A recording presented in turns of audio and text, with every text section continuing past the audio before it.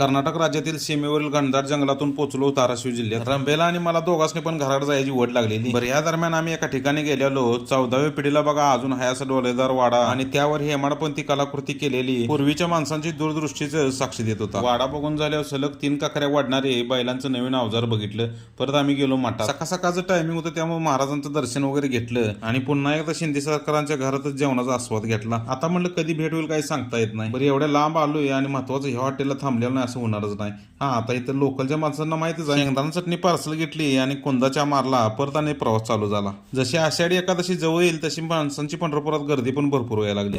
25 रुपयाची अर्धा पावशेर भजी. हो, इकडं आसपास बघा ग्रॅमवर भजी मिळते. 350 किलोमीटर प्रवास करून फायनली साहेबांनी सोडलं गावात. तवर आला फोन, जावा मुंबईला. कर्मोणी ध्यानस्य इंडको न चंपान स्वयं महा नच लिंगम नच प्रिया, असंच काहीतरी बडबडत आलं बघा मुंबई. याचा अर्थ तुम्हाला माहितीच असेल आणि अर्थ माहित नसेल तर 100% ही वाक्याचं नसतं.